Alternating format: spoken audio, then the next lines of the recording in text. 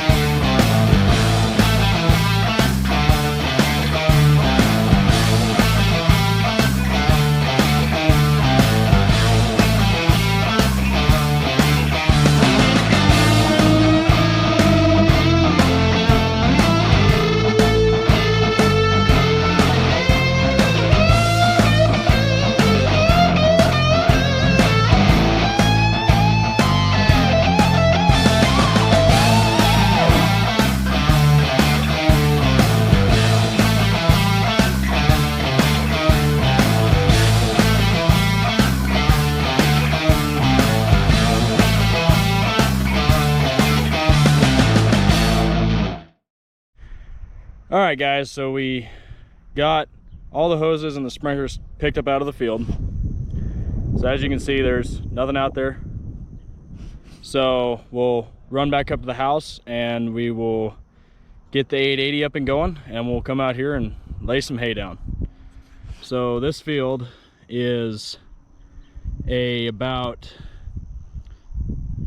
70-30 mix of alfalfa and grass. The alfalfa has gone a little bit longer than I wanted it to, but earlier this year I drilled in some oats and we're letting all those get caught up. So in order to do that, the alfalfa had to go a little bit longer than I like. A lot of it started to flower. I usually like to put mine down when it's just before getting ready to flower, but that's all right. We'll get a little bit more tonnage. I'm not really that worried about it. This is all going to be winter hay anyway, and I'm not planning on reselling it, so this will just be strictly for my use. So quality, we can forgive a little bit on that. So all right, guys, let's run back up to the house and fire up the 880 and we'll come out here and cut some hay. All right, guys, so this is the John Deere 880. It's non-conditioned, so it does not have a conditioner. It's got a 12-foot header on it, I believe. I believe the gentleman I bought it from said that it was a early 60s. I can't remember the exact year he said. I'm sure one of you guys out there will be able and correct me on it, but just a little machine, but it does good for my operation here, only cutting, you know, a number of acres of hay. So it does good. I'll show you guys how to operate it. So some of this stuff, there's usually a panel right here. It didn't have one on it when I bought it. I haven't updated, but anyway, this is your hydraulic reservoir, your fuel pump, battery, obviously. This one's straightforward, simple. You got turn your fuel on. I usually disconnect the battery post after I run it, because I only run this machine once or twice a month, so it doesn't get very much use. Go ahead and climb up here. So you've got your key, ignition.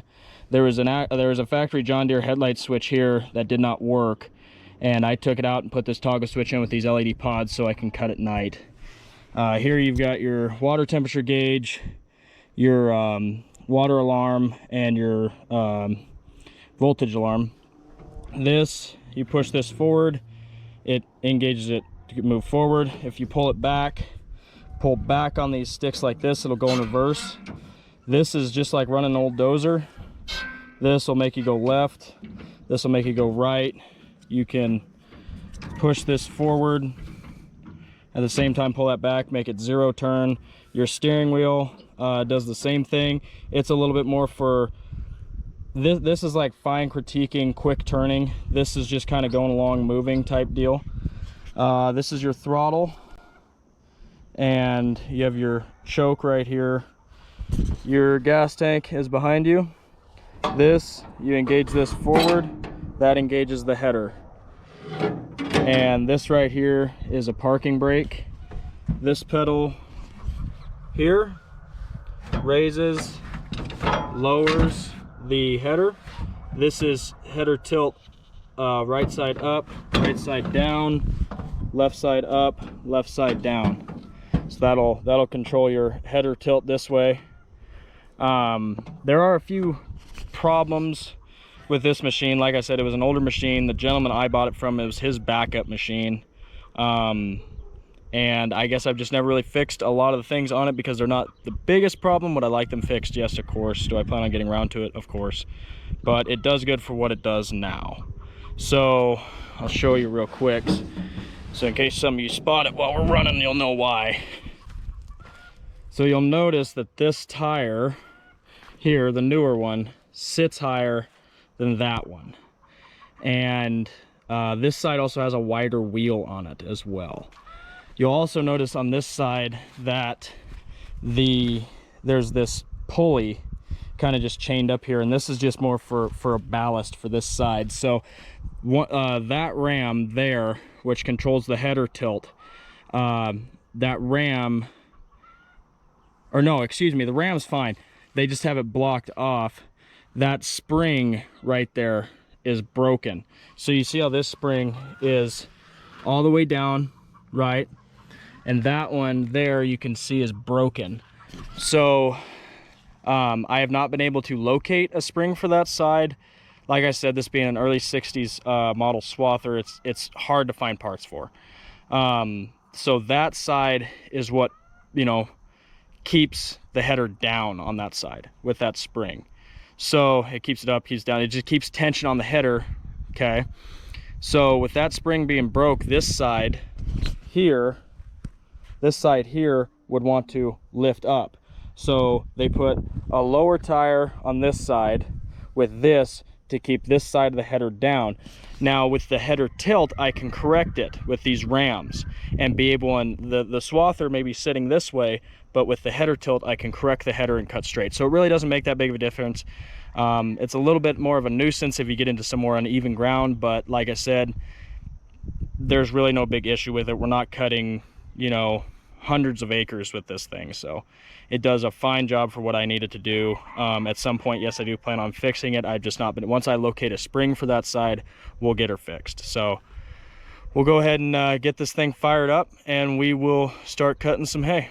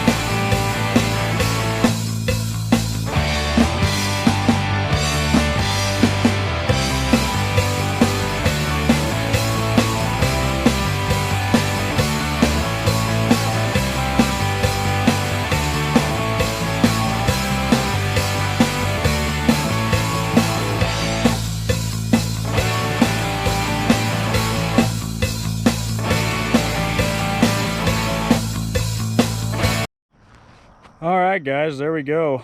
Appreciate it if you stuck around this long to watch everything. We got the field laid down. Pretty decent little stand. Got a few things I need to probably come back out here and fix. Spread some of this thicker stuff out so it'll dry a little bit better, but most part got it all down. But yeah, that old machine doesn't do too bad. I got a few teeth I think need to be probably replaced, or you can see where it's kind of stripping a little bit, but the dew kind of started coming on pretty good here towards the end. So, and that kind of can spell some problems for this old machine, but yep, didn't do too bad. So appreciate you guys watching. The next video will be raking this stuff here in a few days, so we'll make sure to bring you along for that. So thanks guys for watching. I appreciate it. If you have any comments, concerns, anything, just leave them in the comments down below, and appreciate it if you would like and subscribe. Thanks guys, appreciate it.